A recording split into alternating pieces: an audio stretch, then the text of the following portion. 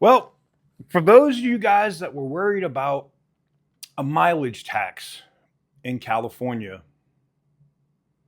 you don't have to worry about it, at least for this year.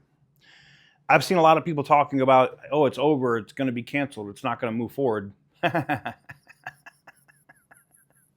not how California works. They're going to rock you to sleep and slide that thing in the middle of the night. But at least not this year. We're going to talk about AB 1421 and what happened right after this.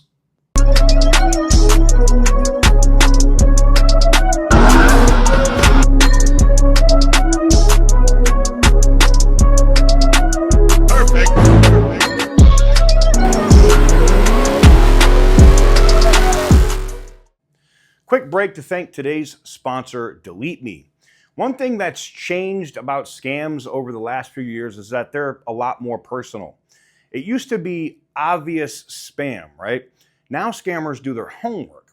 They know your name, they know where you live, they know your phone number, and sometimes they even know what kind of car you own, or that you've recently listed one for sale. You ever get one of those phone calls? I'm calling about your extended warranty, and they're like just not legit, right? A lot of that information doesn't come from some massive hack. It comes from public data broker websites that collect and sell personal information. Delete Me helps remove your information from hundreds of those sites and keeps monitoring it because those databases are constantly changing. Think of it as reducing your digital footprint. The less information strangers can easily find out about you, the fewer tools they have to make a scam look legitimate. So here's my latest report from Delete Me. I'll put it up here on the screen so you can see it. And you can see like all the different stuff that they remove. They check it once. It's great. Anyways, if you're serious about protecting your privacy online, check out Delete Me. You get 20% off using the link in the description. You can also use the QR code that's been on screen for the entire ad. It's one of those services that works quietly in the background but can make a real difference. Also worth mentioning, Delete Me has been doing this for over 15 years and everything's handled in-house, which I prefer when it comes to personal data. If you want to start cleaning up your digital footprint, go to joindeleteme.com/TK Garage and use code TK Garage for 20% off. Now back to the video. Major shout out to our sponsors over at Delete Me. They're one of our monthly regular sponsors and we truly appreciate them. But here it is. This is California's California road charge. That's actually what they're calling it, or part of what it is. And they were doing this pilot and then we're putting through legislation, which we mentioned here at the beginning of the video, to pass a mileage tax. Now, part of that is because they have a growing EV base, right? And EV vehicles don't pay taxes on gasoline, right? Now, if we really look at the numbers though, I don't know if that's fair to say that for EV owners because they pay a shit ton per kilowatt hour to charge those cars at Tesla supercharging stations. When I really did the math, like my Model X, for example, if I was going to drive it and use it just at a supercharging station around, say, Orange County, I would pay about the same I would pay for a gasoline-powered vehicle of the same size and weight. Doesn't really save you a ton of money to have an EV if you're using. Now, if you're plugging it at home, of course, that's different.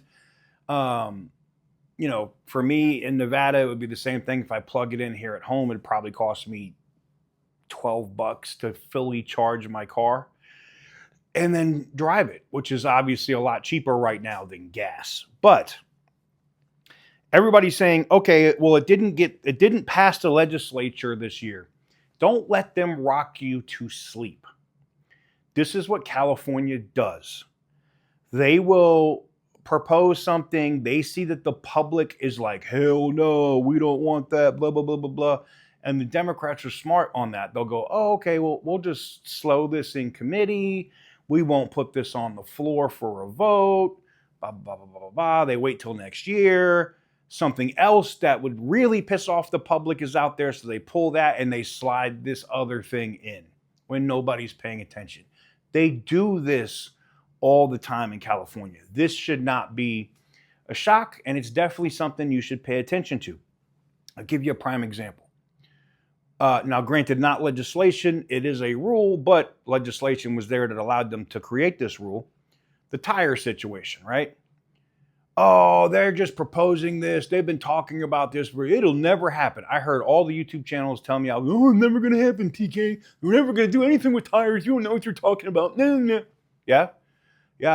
I definitely don't know what I'm talking about. Now you can't. Now by 2029, you're fucked because 70% of the tires you can order in your state are gone.